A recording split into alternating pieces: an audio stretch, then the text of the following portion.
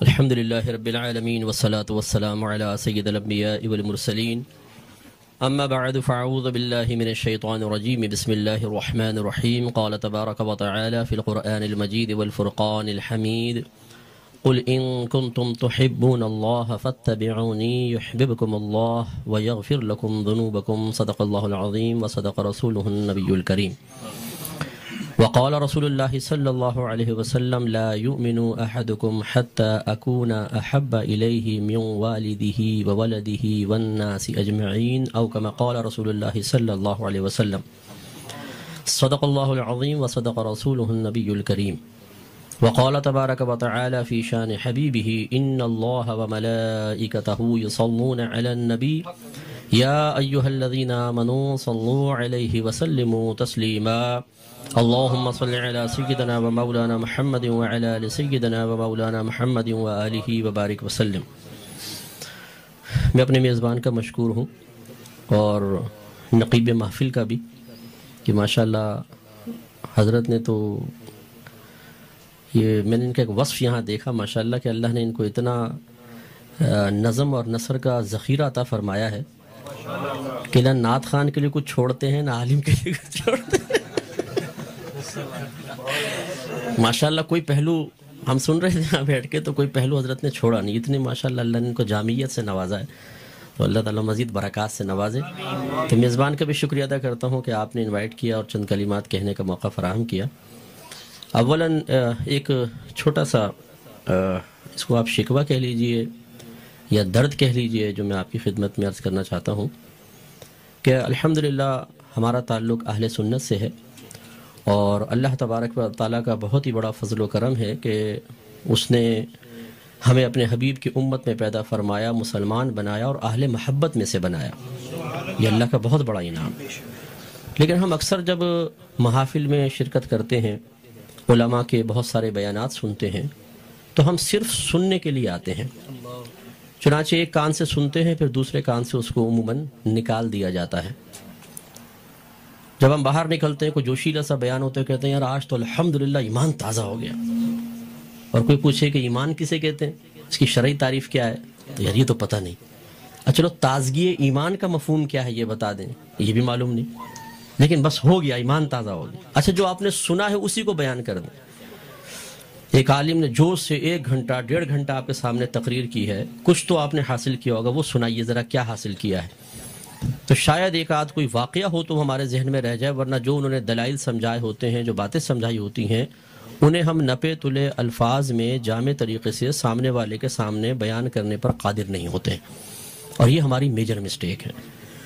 ہم الحمدللہ صحیح العقیدہ ہیں، ہم حق پر ہیں، لیکن کوئی ہمارے صحیح العقیدہ ہونے کی جب ہم سے کوئی دلیل طلب کرتا ہے تو بسا اوقات ہم اپنے مسلک و مذہب کے دلائل کے بیان سے عاجز آ جاتے ہیں، ہمارا ذہن ان دلائل کو فراہم نہیں کر پاتا۔ وجہ یہ ہے کہ ہم سننے کے لیے آتے ہیں، سمجھنے کے لیے، ذہن میں محفوظ رکھنے کے لیے، سیکھنے کے لیے نہیں آتے۔ تو میں گزارش کرتا ہوں کہ جب بھی آپ کسی اس طرح کے اجتماع میں شرکت کریں، سیکھنے کے لیے آئیں، اور سیکھنے کا پروسیس میں کہتا ہوں کہ 4 اسٹیپس میں کمپلیٹ ہوتا ہے۔ نمبر 1 آپ غور سے سنیں، نمبر 2 بات کو سمجھیں کہ وہ کیا کہہ رہے ہیں۔ تو غور سے سننے کے لیے ضروری ہے کہ آپ مکمل طور پہ متوجہ ہوں، کبھی موبائل کی طرف توجہ، کبھی باتیں کر رہے ہیں، کبھی ہم ادھر دیکھتے ہیں ادھر دیکھتے ہیں، تو پھر بات کہاں سمجھ میں آئے گی۔ تو غور سے سننا، پھر اس کو سمجھنا کہ کیا کہہ رہے ہیں۔ تیسری چیز ہوتی ہے یاد کرنا، آپ کی میموری میں ہر چیز ہونی چاہیے، اور چوتھا اس کو بیان پر قدرت حاصل کرنا، تب آپ سمجھیں کہ میں نے کچھ سیکھا ہے۔ ورنہ ہم بعض اوقات تو یہ جیسے موبائل بعض بھائی اس میں ریکارڈنگ پہ لگا لیتے ہیں کہ ماشاءاللہ پورا بیان ریکارڈ کر لیا۔ ریکارڈ کرنے سے ایسا نہیں ہو سکتا کہ کوئی آپ سے کویسچن کرے تو آپ ریکارڈنگ اس کے سامنے چلا دیں، کتنا لمبا بیان سنے گا، آپ کی میموری میں ہونا چاہیے۔ آج ایک ہمارے مفتی صاحب تھے، وہ ٹی وی پر آئے تو وہ مونچھیں کلین کرتے ہیں، تو کسی نے مجھ سے پوچھا کہ یہ اپنے ہیں؟ میں نے کہا بھائی اپنے ہی ہیں، مسلمان ہیں۔ تو کہنے لگے نہیں اصل میں ایسا مسئلہ تھا نا۔ میں نے کہا اچھا آپ ماشاءاللہ 11ویں تو کرتے ہوں گے؟ کہا کہ ہاں 17 سال ہو گئے کرتے ہوئے۔ میں نے کہا اچھا بتائیں 11ویں کہاں سے شروع ہوئی تھی اور کس سوچ کے ساتھ آپ 11ویں کرتے ہیں؟ تو کوئی جواب نہیں تھا۔ تو ہمارے ہاں یہ ہوتا ہے عموماً کہ جو ہماری بیسکس ہوتی ہیں، جو ہمارے معمولات ہیں، جنہیں ہم اپنے آباء و اجداد سے گھر میں دیکھتے آئے ہیں، دادی جان کر رہی ہیں، نانی جان کر رہی ہیں، امی جان کر رہی ہیں، پھوپھا جان کر رہے ہیں، ان کے بارے میں کوئی کویشچن کر لے تو پھر ہمارے پاس کوئی بات، کوئی دلیل موجود نہیں ہوتی۔ یہ ایک المیہ ہے۔ یقیناً علماء اس امت کے چراغ ہیں، ان کی روشنی سے پورا عالم روشن ہے، لیکن اگر ہم تبلیغ دین کا ٹھیکہ صرف علماء کو دینے کے بعد اپنے احساس ذمہ داری سے خود کو بری ذمہ سمجھیں گے تو آپ بھی سمجھتے ہیں کہ علماء ہر جگہ نہیں پہنچ سکتے۔ آپ کی شادی کی تقریب ہے، اس میں آپ نے کسی عالم کو انوائٹ نہیں کیا تو عالم تو وہاں موجود نہیں ہے، آپ ہیں نا، اپنے کام کاج کے مقام پر آپ ہیں، اپنے خاندان میں آپ ہیں، تو آپ کو چلتا پھرتا دین کا محافظ بننا ہے، اور اس کا طریقہ کار یہی ہے کہ آپ چیز کو غور سے سن کر اپنے ذہن میں محفوظ کر کے اس کو بیان پر قدرت حاصل کریں۔ اس کے لیے آپ کو تکلف اختیار کرنا پڑے گا، اور جب اگر ایک دفعہ آپ اس ٹریک پہ چلنے لگ گئے تو یقین کریں نہ صرف آپ کا فائدہ ہوگا بلکہ آپ کی آنے والی نسلوں کا ایمان بھی محفوظ ہوگا۔ ہمارے بچے بعض اوقات اپنے والدین سے کویشچن کرتے ہیں۔ ایک بچے نے والد صاحب سے پوچھا، ابا جان ہم جمعے کی نماز کے بعد کھڑے ہو کر اجتماعی طور پہ اردو میں ہاتھ باندھ کے صلاۃ و سلام کیوں پڑھتے ہیں؟ تو ابا جان کے پاس کوئی جواب نہیں تھا، انہوں نے کہا خبردار کیسے کیسے کویشچن کر رہا ہے، کس کے ساتھ بیٹھنے لگ گیا ہے؟ تو وہ خاموش ہو گیا۔ تو ہم بچوں کو اپنی کوتاہی اور کم علمی پر پردہ ڈالنے کے لیے ڈانٹ تو دیتے ہیں، انہیں مکمل طور پہ مطمئن کرنے کے لیے تیار نہیں ہوتے۔ اب اس کا مطلب تو یہ ہے کہ بچہ جو کویشچن کرے ہم اس کو امام صاحب کے پاس پکڑ کے لے کے جائیں ٹائم نکال کے، اتنا ٹائم کسی کے پاس نہیں ہے، نتیجے نکلتا ہے مالا ٹالی کرتے ہیں۔ بچہ اپنی علمی تشنگی کو مٹانے کے لیے کسی کے پاس بھی چلا جاتا ہے، وہ سمجھ رہے ہیں آپ کے کسی کے پاس چلا جاتا ہے اور وہ قرآن و حدیث کی کوئی دلیل پیش کر کے اس کی برین واشنگ کر دیتا ہے، اور ہمارا بچہ بد مذہبیت کی طرف مائل ہو جاتا ہے۔ مجھے دیانتداری کے ساتھ بتائیے کہ اس میں کیا قصور علماء کا ہوگا؟ کیا کوئی معاذ اللہ اللہ کی طرف ہم قصور کی نسبت کر سکتے ہیں؟ رسول کی طرف نہیں، یہ ہماری اپنی طرف نسبت ہوگی کہ ہم نے صرف دین سے ایک سطحی قسم کا اتنا تعلق تو قائم کیا ہے کہ ہم محافل میں آ جاتے ہیں، بیٹھتے ہیں اور اپنی عقیدت کا اظہار کرتے ہیں، لیکن اس کے بعد پھر دین کی کوئی ذمہ داری اٹھانے کے لیے کوئی تیار نہیں۔ تو میں گزارش کرتا ہوں کہ آپ اپنی آنے والی نسلوں کے ایمان کو محفوظ کرنے کے لیے ان چیزوں کو اپنی میموری میں رکھیں اور اس کو بیان پر قدرت حاصل کریں۔ آپ کی بیان کی پاور مزید قوی ہونی چاہیے، آپ پاورفل بیان کر لیں، آپ اچھے انداز سے اپنی چیز کو بیان کر لیں تو پھر آپ کامیاب ہیں، اور انشاءاللہ آپ کی نسلوں کے ایمان بھی محفوظ رہیں گے۔ ایک مرتبہ محبت کے ساتھ درود پاک پڑھ لیں، اللہم صلی علی سیدنا و مولانا محمد وآلہ وبارک وسلم۔ اولاً تھوڑا سا میں یہ 12ویں شریف کے بارے میں عرض کر دوں کہ جیسے ہی میلاد مصطفیٰ صلی اللہ علیہ وسلم کا مہینہ آتا ہے اور مسلمان اس مہینے میں خوشی منا کے اللہ تبارک و تعالیٰ کی بارگاہ میں درجات کی بلندی کا سامان کرنے کا ارادہ کرتے ہیں تو شیطان کو بہت تکلیف ہوتی ہے، اور شیطان نہیں چاہتا کہ مسلمان اپنے نبی سے اظہار محبت کے ذریعے اللہ تعالیٰ کا مزید قرب حاصل کریں، تو سینکڑوں قسم کے وسوسے ہمارے ذہن میں ڈالنے کی کوشش کرتا ہے۔ بھئی خوشی کیوں مناتے ہیں، جھنڈے کیوں لگاتے ہیں، لائٹنگ کیوں کرتے ہیں، جلوس کیوں نکالا جاتا ہے، یہ کہاں سے ثابت ہے؟ کیا نبی کریم صلی اللہ علیہ وسلم نے ایسا کیا؟ کیا اس کا حکم دیا تھا؟ کیا خود صحابہ کرام نے ایسا کیا؟ کبھی کہتے ہیں صحابہ کرام ہم سے بڑھ کے عاشق رسول تھے، بتاؤ اگر کرنا ہوتا تو وہ کرتے، ہم کیوں کریں؟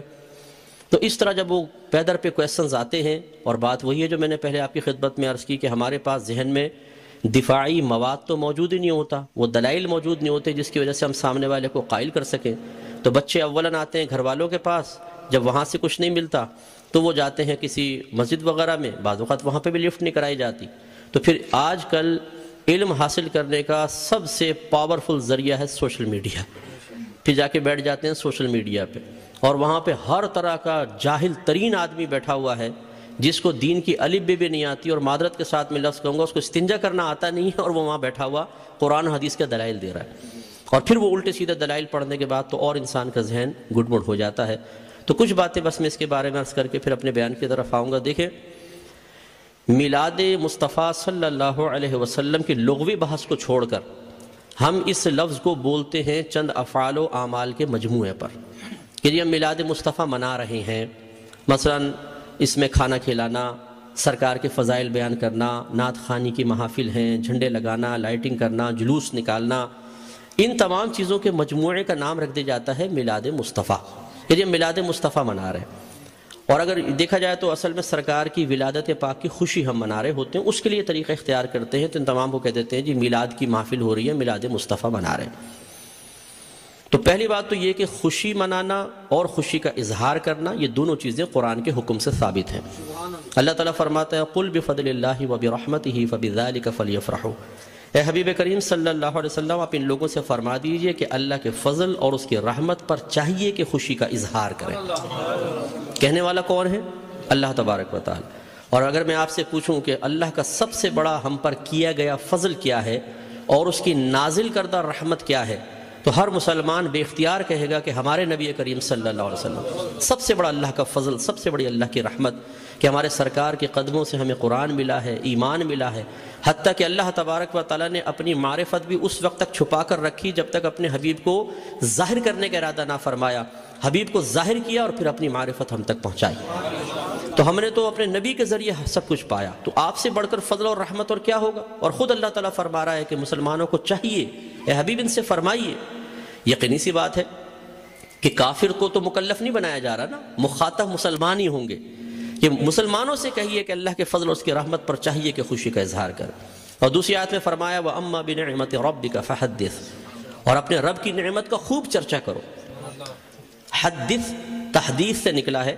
تحدیث کا مطلب ہوتا ہے اللہ تعالیٰ کی کسی عطا کردہ نعمت کو کسی کے سامنے ظاہر کرنا، چاہے وہ قول سے ہو، جیسے ہم کہتے ہیں جی اللہ کا بڑا فضل ہے بونڈ لگ گیا، اللہ کا بڑا فضل ہے مکان بنا لیا، اللہ کا بڑا فضل ہے میرے بیٹے کی شادی ہو گئی، یہ ہم نعمت کا اعتراف اور اظہار کر رہے ہوتے ہیں۔ اور اسی طریقے سے مختلف اعمال و افعال سے بھی بعض اوقات تحدیث نعمت ہوتی ہے۔ ایک دفعہ ایک صحابی نبی کریم صلی اللہ علیہ وسلم کی خدمت میں آئے، جو پھٹے پرانے سے تھوڑے کپڑے پہنے ہوئے تھے، مفلوق الحال سے تھے، تو سرکار نے فرمایا کہ کیا تمہارے پاس کوئی مال نہیں ہے؟ عرض کیا رسول اللہ صلی اللہ علیہ وسلم الحمدللہ ہر طرح کا مال ہے، مویشی ہیں، دراہیم ہیں، دنانیر ہیں، باغات ہیں۔ تو سرکار نے شاید فرمایا پھر اللہ کی نعمت کا اثر آپ پر ظاہر ہونا چاہیے، اپنے آپ کو ایسا نہ رکھو بلکہ ایسے لباس پہنو، ایسی عادات و اطوار رکھو، ایسا طور طریقہ رکھو کہ لوگ جان جائیں کہ اللہ تعالیٰ نے آپ کو نعمتوں سے نوازا ہے۔ تو بتائیے کہ جب میلاد مصطفیٰ صلی اللہ علیہ وسلم آئے تو کیا ہمیں اپنے نبی کی اس طرح خوشی کا اظہار نہیں کرنا چاہیے تاکہ یہ ظاہر ہو کہ اللہ تعالیٰ نے ہمیں اپنے نبی کی سب سے بڑی نعمت سے نوازا ہے؟ جب عام دولت کے لیے سرکار نے فرمایا تمہیں اللہ نے دولت دی ہے، اس کا اثر تم پہ ظاہر ہونا چاہیے، اس نعمت کا اثر ظاہر ہونا چاہیے، تو بتائیے کہ جب میرے سرکار تشریف لائے اس نعمت کا اظہار کیوں نہیں چاہیے؟ تو یہ دونوں چیزیں قرآن سے ثابت ہیں، تو خوشی منانا اور نعمت کا اظہار کرنا۔ جب اللہ تعالیٰ نے اس کا حکم دے دیا، اجازت دے دی، تو پھر ہر وہ طریقہ اختیار کرنا جائز ہوگا جس کو قرآن اور حدیث نے منع نہیں کیا ہے۔ یہ اچھی طرح اصول یاد رکھیے، کسی چیز کے جائز قرار دینے کے لیے دلیل نہیں چاہیے ہوتی، کسی چیز کو ناجائز قرار دینے کے لیے دلیل درکار ہے۔ مثال کے طور پر میں آپ سب سے پوچھتا ہوں جو آپ نے ٹوپیاں پہن رکھی ہیں جائز ہے کہ ناجائز بتائیں؟ بولیں، لائیں، ثابت کریں قرآن و حدیث۔ حضرت ثابت کریں کہ ایسی ہری پٹی نیچے اور اوپر سفید ہو، قرآن حدیث سے ثابت کریں۔ کر سکتے ہیں آپ؟ تو آپ کہیں گے بھی قرآن و حدیث سے اگر میں ثابت نہیں کر سکتا تم یہ بتاؤ کہ یہ جائز ہے ناجائز؟ اگر کہتے ہو ناجائز تم ثابت کر دو، میں نہیں پہنوں گا۔ اس طرح آپ نے چشمے پہنے ہوئے ہیں، آپ اس وقت رات کے تقریباً 9:30 بجے یہاں بیٹھ کر بیان سن رہے ہیں، لائٹنگ ہوئی ہے، یہ پکی چھت کے نیچے آپ بیٹھے ہوئے ہیں، میں مائک پہ بیان کر رہا ہوں، آپ اس کو آواز سن رہے ہیں اسپیکر کے ذریعے، تو کیا یہ سب قرآن و حدیث سے ثابت ہے؟ یقینی سی بات ہے کہ نہیں۔ لیکن کیا یہ منع ہے؟ جب منع نہیں ہے تو پھر جائز ہے۔ یہ پہلا اصول یاد رکھیے گا۔ تو اگر کوئی آپ سے کہتا ہے کہ میلاد مصطفیٰ جائز ہے، آپ کہیں بالکل جائز ہے، وہ کہے قرآن و حدیث سے ثابت کرو، آپ کہیں کہ چلو میں بعد میں بولتا ہوں، پہلے تم یہ بتاؤ کہ ناجائز ہے کہ یس، تو تم ثابت کرو۔ کوئی ایک آیت لا کر ایسی بتائیں، کوئی حدیث جس میں اللہ یا رسول نے فرمایا ہو کہ میلاد مصطفیٰ نہ مناؤ، اور جب اللہ تعالیٰ اس کے رسول منع نہ کر رہے ہوں تو پھر آپ اور میں کون ہوتے ہیں منع کرنے والے؟ بعض کہتے ہیں کہ جی سرکار نے ایسا نہیں کیا، صحابہ کرام نے نہیں کیا، نہ اس کا حکم دیا۔ یاد رکھیں یہ بھی کوئی قاعدہ ضابطہ نہیں ہے کہ اللہ کے نبی حکم دیں تو ہم کریں، حکم نہ ہو تو نہیں کر سکتے۔ صحابہ کرام کریں تو ہم کر سکتے ہیں، صحابہ کرام حکم دیں تو ہم کر سکتے ہیں، ورنہ نہیں کر سکتے۔ یہ کوئی ضابطہ قاعدہ نہیں ہے۔ اصل چیز وہی ہے جو میں نے آپ کو بتائی کہ اگر اللہ تعالیٰ اس کے رسول نے منع کیا ہے تو منع ہوگا، اور اگر منع نہیں کیا تو بالکل جائز ہوگا۔ اب میں اس کی آپ کو تھوڑی سی مثالیں بتاتا ہوں۔ دیکھیں آپ کی مسجدوں پہ گنبد اور مینار بنتے نہیں بنتے؟ آپ پوچھیں، کویسچن کریں، ہر مکتب فکر کی عبادت گاہ کے اوپر گنبد اور مینار ہیں، کیا اللہ کے نبی نے اس کا حکم دیا تھا؟ صحابہ کرام نے حکم دیا؟ یا اللہ کے نبی نے بنائے یا صحابہ نے بنائے؟ نہیں، یہ بہت بعد کی ایجادات ہیں اور ہر مسجد کے اوپر ہیں۔ یہ کیسے بدعت اور ناجائز کیوں نہیں ہو جاتے؟ قرآن پاک پہ زبر زیر پیش سرکار کے دور میں نہیں تھا، نہ صحابہ کے دور میں، بہت بعد میں لگے ہیں۔ 6 کلمے سرکار کے دور میں باقاعدہ اس طرح مرتب شدہ نہیں تھے، یہ بعد میں ہے۔ ایمان مفصل، ایمان مجمل پہلے نہیں تھی، یہ بعد میں ہے۔ اور اگر سرکار کے ہی دور کو لے لیں، سرکار نے قرآن کو مجتمع نہیں کیا تھا، صدیق اکبر کے دور میں ہوا ہے۔ سرکار کے دور میں، صدیق اکبر کے دور میں تراویح 20 رکعت ایک امام کے پیچھے نہیں ہوتی تھی، عمر فاروق رضی اللہ تعالیٰ عنہ نے کی ہے۔ اور ان پہلے 3 ادوار میں جمعے کی صرف ایک اذان ہوتی تھی جو اذان ثانی کہلاتی ہے۔ پہلی اذان حضرت عثمان غنی رضی اللہ تعالیٰ عنہ نے ایجاد فرمائی ہے۔ یہ ایک بازار تھا، وہاں پر ایک مقام زورہ تھا۔ جب مدینے میں وسعت پیدا ہوئی، اذان ہوتی تھی، دور تک آواز نہ پہنچ پاتی تھی، لوگوں تک اعلان نہ پہنچ پاتا تو آنے میں دیر ہو جاتی تھی، تو پھر آپ نے فرمایا کہ ہم ایک اذان اور شروع کریں گے جو اصل اذان سے، جو دوسری اذان ہے اس سے آدھے پونے گھنٹے پہلے بازار کے پاس ہوگی تاکہ لوگ ہوشیار ہو جائیں اور جمعے کی تیاری کر سکیں۔ ہر مکتبہ فکر جو جمعہ پڑھتا ہے وہ پہلی اور دوسری دونوں اذانیں دیتا ہے۔ وہاں یہ کویسچن کیوں نہیں پیدا ہوتا کہ جب اللہ کے نبی نے نہیں کیا تو پھر حضرت عثمان غنی نے کیسے کر لیا؟ اس کا مطلب ہے جب ضرورت پیش آتی ہے تو یہ اللہ کے نبی کی تعلیم ہے، خود صحابہ کرام نے ہمیں تعلیم دی ہے کہ آپ کسی بھی ایسی چیز کو شروع کر سکتے ہیں کہ جس کو اللہ تعالیٰ اس کے رسول نے منع نہیں کیا ہے۔ اسی طرح مدارس کا قیام آپ دیکھ لیں، ان میں سلیبس ہم نے رکھا ہوا ہے۔ اور اسی طرح میں آخری بات بس یہ مثال دیتا ہوں، ہر مسجد میں جماعت کے کچھ اوقات مقرر ہوتے ہیں، فجر اتنے بجے، ظہر اتنے بجے، عصر، مغرب، عشاء۔ کیا نبی کریم صلی اللہ علیہ وسلم نے حکم دیا تھا کہ اس وقت جماعت کرو؟ صحابہ کرام نے نہیں، ہم نے اپنی سہولت کے اعتبار سے کیا ہے۔ اور یہ ایک اعتراض کا بہت بڑا جواب بھی بن سکتا ہے۔ لوگ کہتے ہیں کہ آپ یہ 12ویں کا ہی انتخاب کیوں کرتے ہیں؟ یہ بتائیں۔ اپنے پاس سے دن خاص کر لینا صحیح نہیں ہے، اپنے پاس سے دن خاص کر لینا صحیح نہیں ہے۔ تو یہاں میں آپ کو سمجھا دوں کہ کسی ایک چیز کو دوسری چیز کے ساتھ خاص کرنا 2 طرح کا ہوتا ہے۔ اللہ تعالیٰ اس کے رسول نے خاص کیا تو اسے کہتے ہیں تخصیص شرعی، یعنی خاص کرنا شریعت کی طرف سے۔ اور اگر اللہ تعالیٰ اس کے رسول نے نہیں کیا، آپ اور میں کر لیں، جیسے ہم بچے کی سالگرہ کے لیے ڈیٹ کرتے ہیں، فکس کرتے ہیں، اس طرح بچی کی شادی کے لیے ڈیٹ ہم آپس میں مشورہ کر کے فکس کرتے ہیں، کوئی تقریب کرنی ہوتی ہے اس کے لیے، اسی طرح دارالعلوموں کے اندر سال شروع کرنا آخر کے لیے، اسی طریقے سے مسجدوں میں جماعت کے اوقات۔ یہ جو ہم اپنے پاس سے ایک چیز کو دوسری کے ساتھ خاص کرتے ہیں اس کو کہتے ہیں تخصیص عرفی۔ تو تخصیص عرفی کو تخصیص شرعی بنانا غلط ہے کہ مثال کے طور پہ اگر ہم 12ویں کو 12ویں تاریخ میں کر رہے ہیں تو ہم کہیں کہ اسی تاریخ میں ہوگی، اس کے علاوہ نہیں ہوگی، یہ غلط ضرور ہوگا۔ لیکن ایک چیز کو دوسری چیز کے ساتھ خاص کر دینا اگر لازم اور ضروری سمجھ کر نہ ہو اور پھر بھی ناجائز ہو تو جتنی میں نے آپ کو مثالیں دی ہیں بتائیے، پھر بیٹی کی شادی فکس کرنا بھی ناجائز ہونا چاہیے۔ یہ کوئی دنیاوی معاملہ نہیں ہے، نکاح تو سنت ہے، سرکار نے فرمایا نکاح من سنتی فمن راغب عن سنتی فلیس منی، نکاح میری سنت سے ہے، جو میری سنت سے بے رغبت ہوا وہ مجھ سے نہیں۔ تو اب جب بچی کی شادی کی باری آئے اور دولہا والے پوچھے جی کون سی تاریخ رکھنی ہے تو کہ خبردار تاریخ فکس کرنا منع ہے۔ تو شادی ہوگی کب؟ بس ہو جائے گی بغیر فکس کیے، کر کے بتائیں پھر ذرا۔ تو یہ مطلب ایک بے وقوفی کی سی بات ہے۔ تو اس لیے جماعت کے اوقات مخصوص کر دینا اور اس سے 1 منٹ بھی آگے پیچھے نہ ہونا۔ امام صاحب اگر 4 منٹ بھی لیٹ ہو جاتے ہیں تو لوگ یوں ٹائم دیکھتے ہیں بھئی امام کہاں گیا، اور پھر جو شور مچتا ہے پوری مسجد کے اندر، کچھ امتحان ہے۔ خود جماعت میں لیٹ پہنچے کوئی بات نہیں، امام صاحب 1 منٹ بھی لیٹ نہیں ہونے چاہیے، بالکل وقت کے اوپر جمعہ شروع ہونا چاہیے، وقت پہ جماعت۔ تو جو ہم نے اپنے پاس سے خاص کیا اس میں کتنی سختی کر رہے ہیں، ہر مکتبہ فکر کرتا ہے۔ تو خلاصہ کلام یہ ہے کہ اللہ کے نبی کی جب یہ میلاد کا موسم آتا ہے اس قسم کے بہت سارے وساوس ہماری طرف متوجہ ہوتے ہیں۔ اصول بس یہی ہے کہ اللہ کے رسول نے اگر حکم نہیں بھی دیا، کر کے نہیں بھی دکھایا، لیکن منع بھی نہیں کیا، تو ہمارے لیے بالکل اس کے کرنے کی شرعی طور پر اجازت ہے۔ اگر حکم کا انتظار کریں تو پھر ہر چیز کے اندر غلام کو حکم کا انتظار کرنا چاہیے، اور جب آپ حکم ڈھونڈنے کی کوشش کریں گے تو کاروبار زندگی رک جائیں گے۔ ہزارہ چیزیں ایسی ہیں جن میں سرکار کے احکام موجود نہیں ہیں۔ تو بس اصول شرعی یہ ہوتا ہے کہ جہاں سرکار کا حکم موجود نہ ہو، خاموشی اختیار فرمائی ہو، منع نہ کیا ہو، یہ اس کے جائز ہونے کی دلیل ہوتا ہے۔ تو میلاد مصطفیٰ منائیے، الحمدللہ جنہوں نے یہ کیا ہے انہوں نے فیض پایا ہے۔ ابو لہب جیسا شخص آپ جانتے ہیں کافر تھا، سرکار کا چچا تھا، کافر شخص تھا اور بدترین کافر، دشمن اسلام، لیکن جب اس کی لونڈی ثویبہ نے آ کے خوشخبری دی کہ مبارک ابو لہب تیرے ہاں بھتیجا پیدا ہوا ہے، تو یہ بڑا خوش ہوا اور اس نے کلمے کی انگلی سے اشارہ کیا کہ جا میں نے تجھے آزاد کیا۔ اس نے ہمارے نبی کی خوشی میں آزاد نہیں کیا تھا، اپنے بھتیجے کی خوشی میں کیا تھا۔ لیکن وہ بھتیجا تھا تو اللہ کا نبی. تو اللہ تبارک و تعالیٰ نے اس کو اس برکت سے نوازا کہ جب اس کا انتقال ہوا اور یہ جہنم میں گیا ہے، اس کے خاندان والوں میں سے کسی نے اس کو خواب میں دیکھا تو پوچھا کہ ما فعل اللہ بکا، اللہ تبارک و تعالیٰ نے تیرے ساتھ کیا معاملہ کیا؟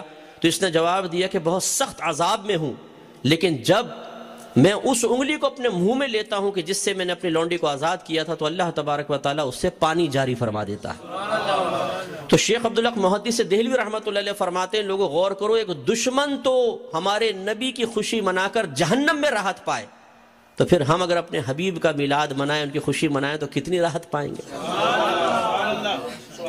اور جب میرے سرکار صلی اللہ علیہ وسلم پیدا ہوئے تو خوشی تو اللہ نے بھی اس کا اظہار فرمایا، خوشی کا اظہار فرمایا، انعامات دیے، مبارکبادیں ہوئیں.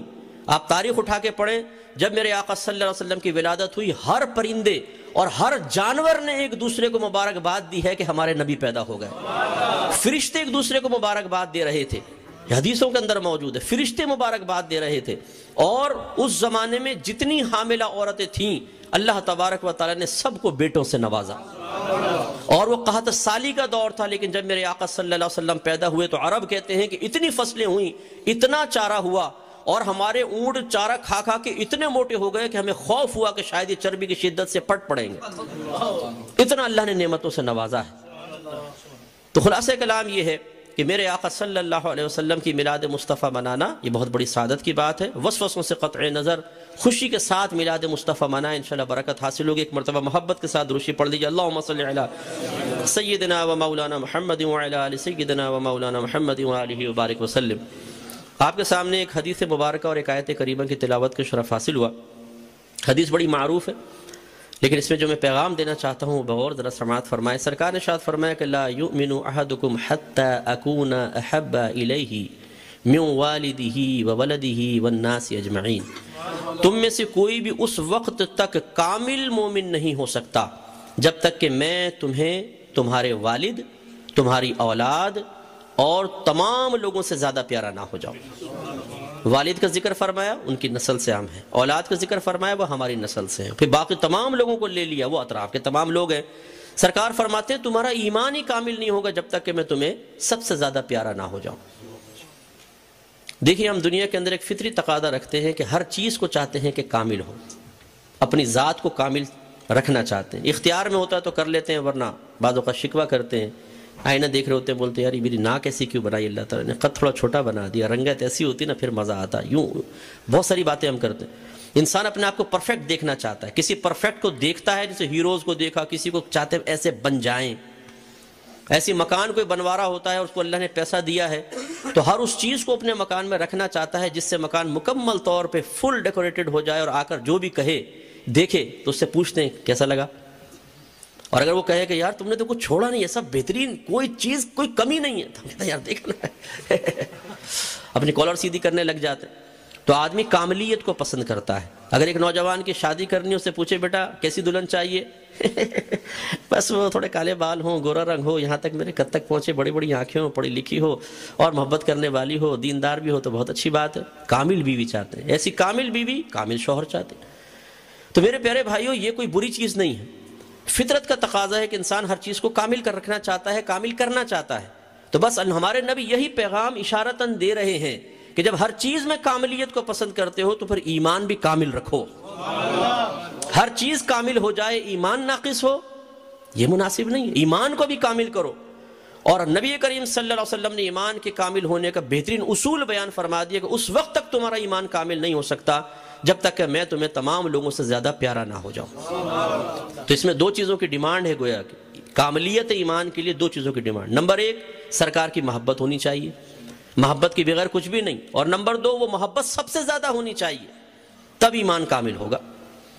اب آپ اور میں غور کریں کہ کیا واقعی ہمارے قلب میں نبی کریم صلی اللہ علیہ وسلم کی حقیقی محبت ہے، اور کیا واقعی وہ تمام محبتوں پر غالب بھی ہے یا نہیں ہے، تاکہ ہمیں پتہ چلے کہ ہمارا ایمان کامل ہوا ہے کہ نہیں ہوا.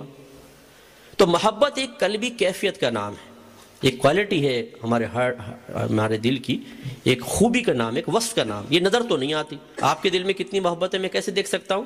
نہ اس کا رنگ ہے، نہ اس کی خوشبو وغیرہ ہے، نہ اس کو کوئی سائز ہے. تو علماء نے بیان فرمایا کہ محبت نظر نہیں آتی، یہ تو پیار کے ساتھ، پسندیدگی کے ساتھ دل کے کسی کی طرف مائل ہونے کا نام ہے۔ محبت ہو جاتی ہے، محبت ہو گئی، دل مائل ہو گیا کسی کی طرف۔ اب یہ نظر کوئی آتا ہے؟ آپ اگر بیٹھے ہیں، آپ کے دل میں کس کس کی محبت ہے میں تو نہیں جانتا ہوں۔ تو پھر یہ کیسے پتہ چلے گا آپ کو، مجھے خود ہی کیسے پتہ چلے گا کہ ہمارے قلب میں واقعی حقیقی طور پہ نبی کی محبت ہے اور تمام محبتوں پہ غالب ہے؟ تو ہمارے علماء نے فرمایا کہ ظاہر سے پتہ چلے گا۔ یہ اگر اداس بیٹھے ہوں تو میں ان کے چہرے کو دیکھ کے ان کے دل کی اداسی جان لوں گا۔ میں کہوں گا یار کچھ دل اداس لگ رہا ہے آپ کا، تو دل تو نہیں جھانک کر دیکھا میں نے، ان کے چہرے نے بتایا۔ یہ خوش بیٹھے ہیں تو میں بولوں گا آج تو آپ کی قلب ذرا خوش ہے، آپ کا دل بھائی کیوں خوش ہے آج آپ کا دل؟ تو ہمارا ظاہر بتاتا ہے۔ ایسی ہمارے علماء نے فرمایا کچھ ایسی ظاہری نشانیاں ہیں کہ جو مومن اپنا امتحان لینا چاہے کہ مجھے اپنے نبی سے حقیقی محبت ہے یا نہیں ہے، ان علامات کو اپنی ذات میں تلاش کر لے، اگر مل جائے تو سمجھ لے کہ وہ نبی کریم سے واقعی محبت کرنے والا ہے۔ غلبہ محبت کی باری بعد میں آئے گی، تو میں چند علامات آپ کو ذکر کرتا ہوں، ہم سب کو اپنی ذات کے اندر ان کو تلاش کرنا چاہیے۔ اور میں بڑی معذرت کے ساتھ عرض کرتا ہوں کہ ہم بعض اوقات نعت سنتے ہیں، جھومتے ہیں، نعرے لگاتے ہیں، بیان سنتے ہیں، فلق شگاف نعرے لگاتے ہیں، بارش شریف آتی ہے ہم جھنڈیاں وغیرہ لگا دیتے ہیں، لائٹنگ لگاتے ہیں، ہم کہتے ہیں یہ سب محبت کے اظہار کی صورتیں ہیں۔ انکار نہیں، بالکل ٹھیک ہے، یہ بھی محبت کے اظہار کی صورتیں ہیں، لیکن اصل جو محبت کی علامات ہمارے اکابرین نے ذکر فرمائی ان کو فراموش نہیں کرنا چاہیے۔ وہ ہیں اصل، یہ بھی سب صحیح ہے، میں اس کو ناجائز نہیں کہہ رہا ہوں، لیکن وہ اصل علامات ہیں جو واقعی آپ کو حقیقی محبت تک لے کر آئیں گے۔ یہ تمام چیزیں اختیار کرنا بعض اوقات رسم کے طور پر بھی ہو سکتا ہے کہ دل میں حقیقی محبت نہ ہو، رسمی طور پہ محبت رکھتے ہوں تو ان چیزوں کو اختیار کر لیا۔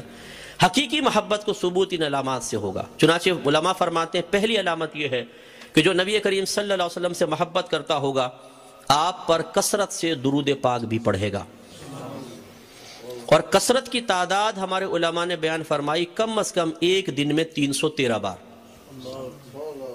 تو جو مومن ایک دن میں خوب اہتمام سے تکلف کر کے یاد رکھ کر لگاتار استقامت سے 313 مرتبہ درود پاک پڑھے تو اس کا مطلب وہ کثرت سے درود پاک پڑھنے والا ہے، اور جو کثرت سے درود پاک پڑھے گا گویا کہ وہ اپنے نبی سے محبت کی ایک علامت رکھے ہوئے ہے۔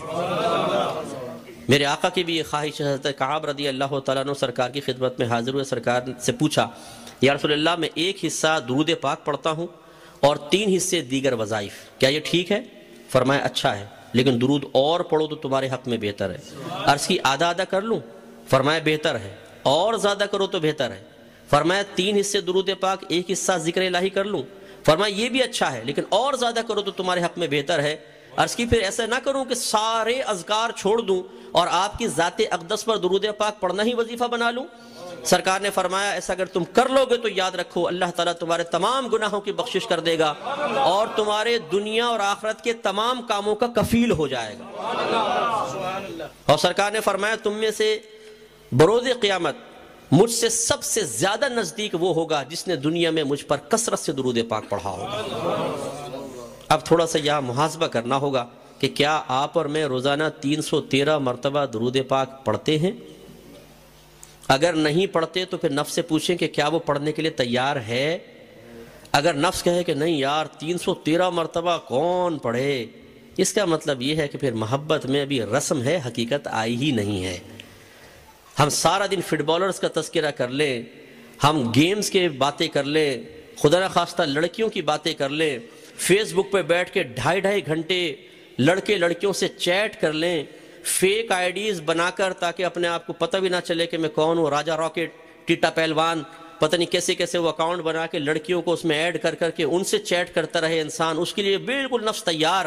لیکن جب نبی کریم صلی اللہ علیہ وسلم کی محبت کا عملی ثبوت دینے کے لیے 313 مرتبہ پورے دن میں درود پاک پڑھنے کی باری آئے اور وہ نفس کہے کہ نہیں میں نہیں کر سکتا ہوں، تو پھر آئینے کو دیکھ کر ذرا ہمیں غور کرنا چاہیے کہ کیا ہم اپنے نبی سے حقیقی محبت کرتے ہیں یا رسمی محبت کرتے ہیں۔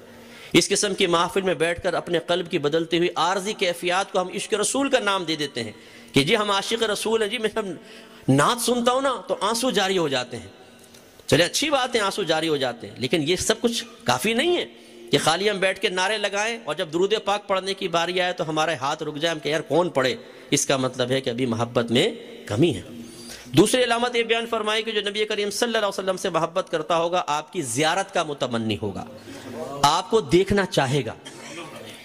آپ سب دیکھنا چاہتے ہیں؟ لیکن یہ صرف ایک دبی دبی سی خواہش یا ہلکی سی تمنا کافی نہیں ہے، اس میں شدت درکار ہے کہ واقعی نبی کریم کے دیکھنے کا ایک جذبہ، ایک جوش آدمی کے اندر ہو۔ دیکھیے اگر ہمارے گھر میں جوان بچیاں بیٹھی ہیں، اوور ایج ہو رہی ہیں، تو ماں باپ کتنے پریشان ہوتے ہیں۔ کیا ان کی کوئی دعا اپنی بچیوں کی شادی کی دعا سے خالی ہوگی؟ نہیں۔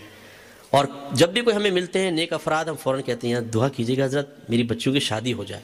ہو ہی نہیں سکتا کہ ہمارے ذہن سے نکل جائے۔ کیوں؟ اس طلب میں ہم سچے ہیں، صادق ہیں، ذہن سے محو نہیں ہوتی۔ اگر نبی کریم صلی اللہ علیہ وسلم کی زیارت کی بھی سچی تمنا قلب میں ہوتی تو پھر ہماری ہر دعا میں ہوتا اللہ تعالیٰ اپنے حبیب کی زیارت کروا دے۔ لیکن کیا پورے پچھلے مہینے کی جتنی بھی دعائیں دیکھ لیں ہم نے یہ دعا کی ہے؟ اور کتنے لوگ ایسے ہیں جن سے ملنے کے بعد ہم نے کہا کہ یار دعا کریں مجھے میرے نبی کی زیارت ہو جائے۔ جو جتنا زیادہ جھوم رہا ہوتا ہے ادھر بیٹھ کر وہ اتنے باہر نکل کے غافل ہو جاتا ہے۔ کیوں؟ نبی کریم کو دیکھنے کی خواہش کیوں نہیں ہے اتنی؟ اور صحابہ کا معاملہ دیکھیں، ایک صحابیہ تھی غزوہ احد میں جب مسلمان شہید ہوئے تو وہ اپنے گھر سے نکلیں اور سرکار کو تلاش کرنے لگیں۔ کسی نے ایک لاش سامنے رکھی، کہا یہ تمہارے والد کی لاش ہے۔ کہا کہ ٹھیک ہے میرے والد شہید ہو گئے لیکن یہ بتائیں سرکار کیسے ہیں۔ کسی نے دوسری لاش سامنے رکھی، کہا یہ آپ کے بھائی ہیں۔ کہا کہ ٹھیک ہے لیکن مجھے بتاؤ میرے سرکار کیسے ہیں۔ کسی نے شوہر کی لاش سامنے رکھی، فرمایا یہ بھی ٹھیک ہے مجھے بتاؤ میرے سرکار کیسے ہیں۔ پھر بیٹے کی لاش سامنے رکھی، آپ نے فرمایا یہ بھی ٹھیک ہے لیکن بتاؤ میرے سرکار کیسے ہیں۔ کسی نے کہا بالکل خیریت سے ہیں۔ کہا کہاں ہیں؟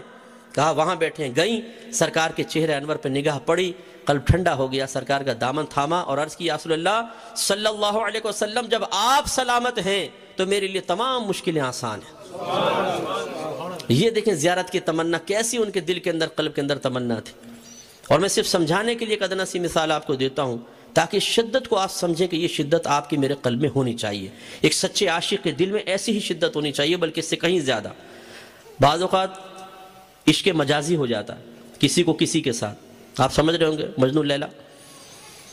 جب سچا عشق ہو جاتا ہے، مثال کے طور پہ فیس بک پہ ہو گیا جی، کوئی جال میں پھنس گئی لیلا، اب جب اس سے سچی محبت ہو گئی، عشق ہو گیا، تو اب آدمی کی حالت کیا ہوتی ہے؟ بے چین ہوتا ہے، بے قرار ہوتا ہے۔ رات کو اگر بات ہونی ہے تو سارا دن گزارنا مشکل ہو جاتا ہے، نہ کام پہ دل لگتا ہے۔ کہتے ہیں نا عاشق یار نہ کام پہ دل لگ رہا ہے، نہ کھانے کو دل چاہ رہا ہے، نہ نیند مجھے پوری ہو رہی ہے، نیند صحیح طریقے سے نہیں آ رہی۔ ہاں جب وہ لیلا سے گفتگو ہو جائے اس کے بعد دل ٹھنڈا ہو جاتا ہے اور لطف آتا ہے۔ سوچیے جب ایک عاشق مجازی اتنی اٹریکشن اپنے محبوب کے اندر پاتا ہے تو ہم کہتے ہیں کہ ہاں یار تو اپنی محبت میں سچا ہے واقعی، تو پھر نبی کریم صلی اللہ علیہ وسلم کو دیکھنے کی ناقص تمنا رکھنے والے کو سچا عاشق رسول کیسے کہہ سکتے ہیں؟ اس کا مطلب ہے کچھ کمی ہے، کچھ نقص ہے نا۔ تو اس لیے اس میں شدت پیدا کرنے کی ضرورت ہے۔ شیخ عبدالحق محدث دہلوی رحمۃ اللہ علیہ ارشاد فرماتے ہیں کہ جب آپ درود پاک پڑھیں تو کچھ اس طرح بھی پڑھ لیا کریں کہ تازہ وضو کر کے صاف ستھرے کپڑے پہن کے عطر وغیرہ لگا کر مدینہ منورہ کی طرف مصلی کا رخ رکھ کر بیٹھ کر آنکھیں بند کر کے نبی کریم صلی اللہ علیہ وسلم پر ادب اور احترام کے ساتھ اس تصور کے ساتھ درود پاک پڑھیں کہ میرے سرکار میرے سامنے بیٹھ کر میرا درود پاک خود سن رہے ہیں۔ فرماتے ہیں سرکار کی زیارت کے لیے مجرب نسخہ ہے، کچھ عرصے میں سرکار کرم فرماتے ہیں زیارت ہوتی ہے۔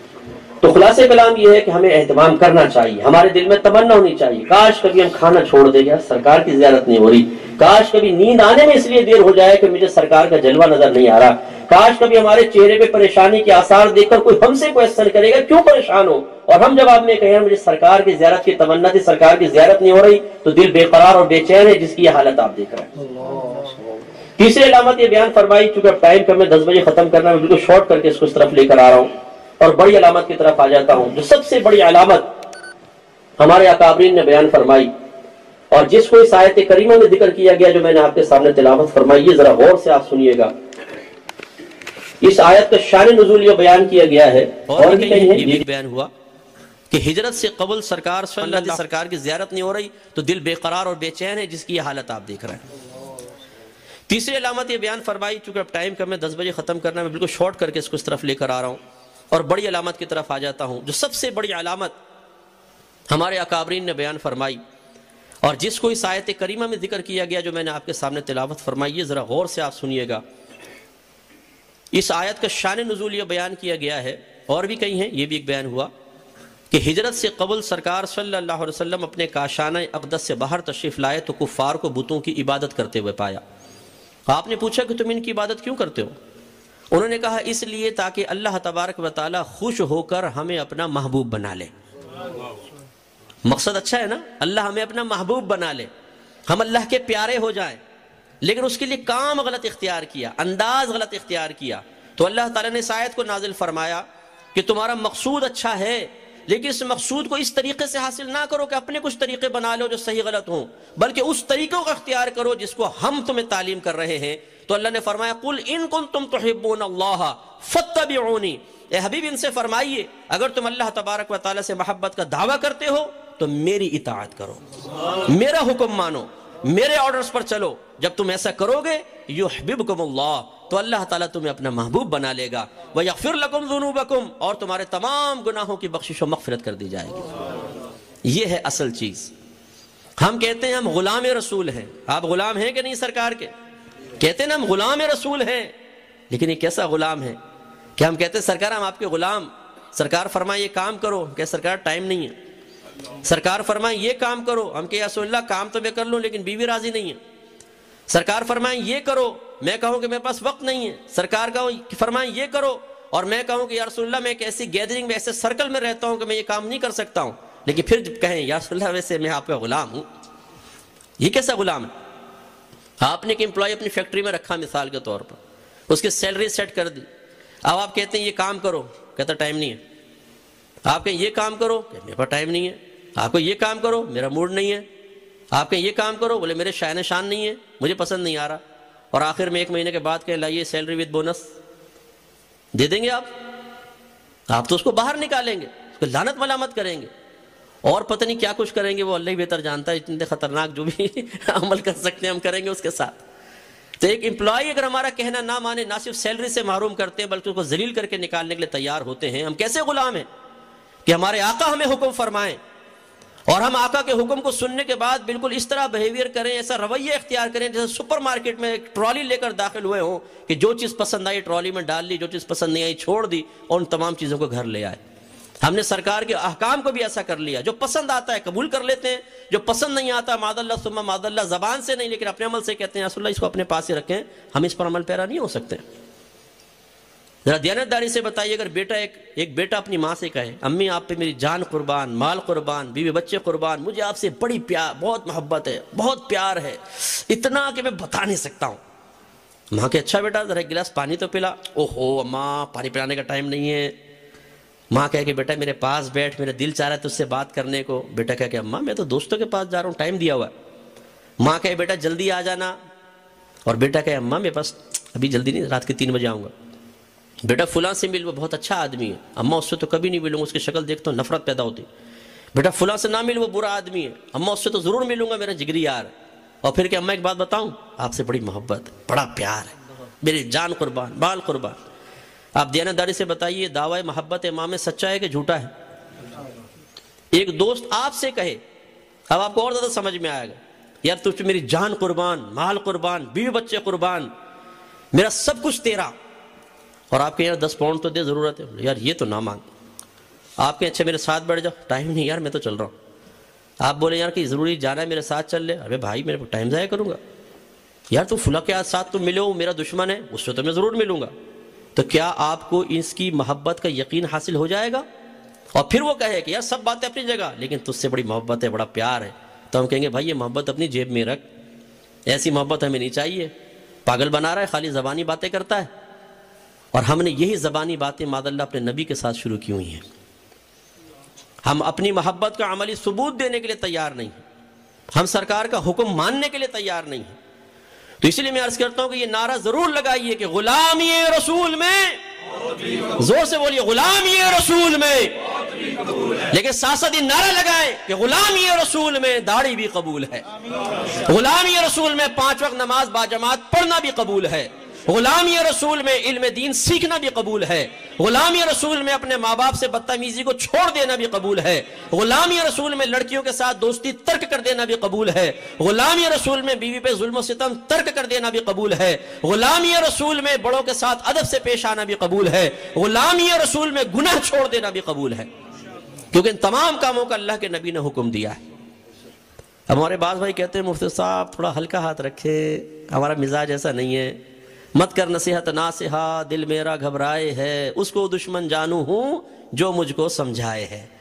ہمیں عادت ہے پیار کی، ہمیں عادت ہے محبت کی، ہمیں عادت ہے اس چیز کی کہ ہم کچھ بھی کرتے رہے، 24 گھنٹے پورا مہینہ پورا سال نفس و شیطان کی اطاعت میں گزار لیں، لیکن جب ہم آپ سے ملیں تو آپ یہ کہیں کہ بھئی آپ تو ماشاءاللہ بہت بڑے عاشق رسول ہیں، انشاءاللہ میدان معاشر میں پہنچیں گے تو فرشتے آپ سے آ کر کہیں گے حضور آپ کہاں تھے، جنت آپ کا انتظار کر رہی ہے، تشریف لائیے ہم سیدھے جنت میں چلے جائیں۔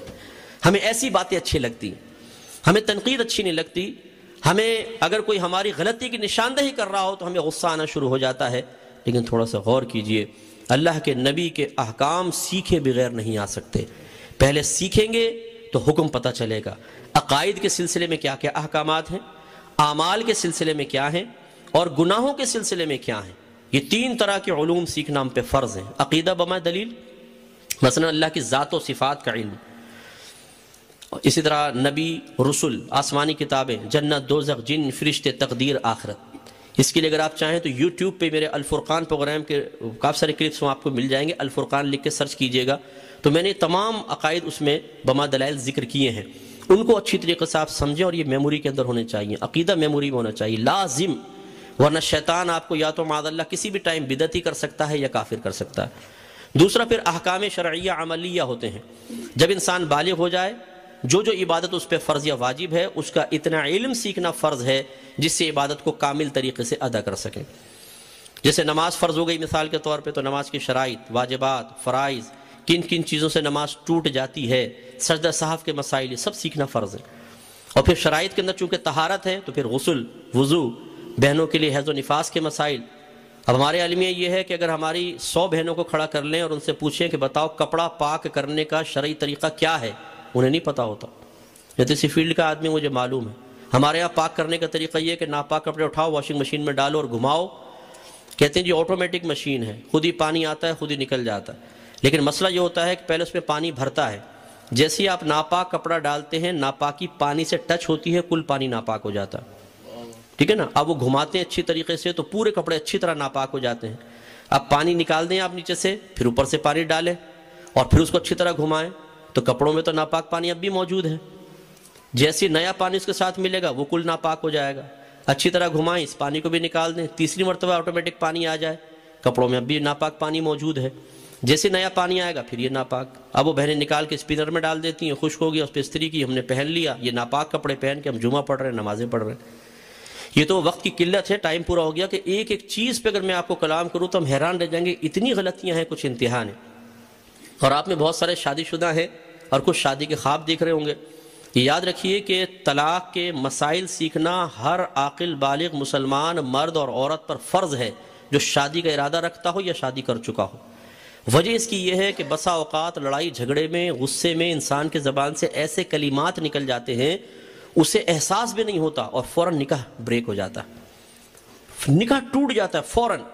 اب اگر بعض اوقات ہوتا ہے لڑائی جھگڑا ختم ہو، چلو جی صلح کر لو، صلح کر لو، تو یہ خالی خوش ہو جانے سے، ہاتھ ملا لینے سے، ہینڈ شیک کرنے سے صلح نہیں ہوگی، اب نکاح کرنا پڑے گا۔ میں ایک مثال دیتا ہوں آپ کو، اگر بیوی مطالبہ کر رہی ہو مجھے طلاق دے دو، تمہارے ساتھ نہیں رہوں گی، چھوڑ دو مجھے، اور شوہر جواب میں کہہ دے جا دفع ہو جا، یاد رکھیں فوراً طلاق بائن پڑتی ہے، نکاح ٹوٹ جائے گا۔ لیکن جا دفع ہو جا سے ہمیشہ طلاق نہیں ہوگی، میں نے سچویشن بتائی آپ کو۔ بیوی مطالبہ کر رہی ہو کہ مجھے طلاق دے دو، شوہر غصے میں کہے جا دفع ہو جا، طلاق پڑ جائے گی، چاہے شوہر لاکھ قسمیں کھائے کہ میری نیت طلاق دینے کی نہیں تھی۔ لیکن یہاں جو طلاق کا عورت کی طرف سے مطالبہ ہے اور جواب میں غصے میں شوہر نے جا دفع ہو جا کہہ دیا، یہی اس کی نیت کا آلٹرنیٹ ہے، نیت کے قائم مقام ہے، لہذا فوراً طلاق ہو جائے گی۔ اب جب ہم نے احکام شریعت پروگرام میں یہ مسائل بیان کیے تو یقین کریں سینکڑوں لوگوں نے ہم سے رجوع کیا کہ مفتی صاحب ایسے الفاظ تو ہم نے فلاں وقت میں ادا کیے تھے، فلاں وقت میں ادا کیے تھے، ہمارے نکاح کا کیا معاملہ۔ پھر ان سے تمام معلومات کرنے کے بعد جو پھر صحیح مشورہ تھا ان کو مشورہ دیا۔ تو اس لیے جو دین کو اور خصوصاً نبی کریم صلی اللہ علیہ وسلم کے احکام کو معمولی سمجھ کے پس پوچھ پھینک دے، پھر وہ چاہے بظاہر راحت و سکون سے رہے لیکن آخرت انتہائی خطرے میں ہے۔ اس لیے تھوڑا سا ہمت کیجئے اور نبی کریم صلی اللہ علیہ وسلم کی محبت کا عملی ثبوت دینے کے لیے آپ کے احکام کو سیکھیں اور اس پر عمل پیرا ہوں۔ جب ایسا کریں گے تو انشاءاللہ کامل و اکمل ہوں گے، ایمان بھی کامل ہوگا، مضبوط ہوگا۔ لہٰذا میں گزارش کرتا ہوں کہ روزانہ کم از کم 313 مرتبہ درود پاک کی عادت ڈالیں، سرکار کی زیارت کی تمنا کو بڑھائیں، اس میں شدت پیدا کریں۔ سرکار کا کلام پڑھیں، سرکار کے احکام مانیں، علم دین حاصل کریں، قرآن پاک سے محبت رکھیں، یہ تمام علامات محبت رسول میں سے ہیں، اور پھر انشاءاللہ آپ کا ایمان کاملیت کی طرف آئے گا۔ اور آخری بس 2 جملے عرض کر کے بیان ختم کرتا ہوں۔ یہ تو ہے محبت، حقیقی محبت۔ سرکار نے کیا فرمایا؟ جب تک کہ میں تمہیں تمام لوگوں سے زیادہ پیارا نہ ہو جاؤں۔ اب ہے غلبہ محبت۔ اس کا مطلب کیا ہے؟ یاد رکھیے کہ غلبہ محبت بھی کوئی دل میں نظر تو آ نہیں سکتا کہ آپ یوں غور کریں کہ یار میرے دل میں کس کی ماں کی محبت زیادہ ہے یا نبی کی محبت، کیسے فرق کر سکتے ہیں، کیسے موازنہ کر سکتے ہیں؟ اس کی بھی ظاہری علامت ہے، اور وہ ایک ہی بس علامت میں آپ ذکر کرتا ہوں۔ ایک طرف اللہ کے نبی کا حکم ہو اور اس کے خلاف ماں حکم دے رہی ہو۔ مثال کے طور پہ آپ کہتے ہیں امی میں داڑھی رکھ لوں، ماں کہتی ہے کہ نہیں مجھے پسند نہیں۔ شوہر کہے میں داڑھی رکھ لوں اور بیوی کہے نہیں، لوگ مجھے کہیں گے ملا کی بیوی نہیں، میں نہیں رکھنے دیتی۔ اب ادھر اللہ کے نبی کا حکم، ادھر بیوی کہہ رہی ہے۔ اب اگر ہم اللہ کے نبی کے حکم کو بیوی کے حکم پہ فوقیت دیں گے تو یہ اس بات کی علامت ہوگی کہ ہمیں اپنے نبی سے اپنی بیوی سے زیادہ محبت ہے۔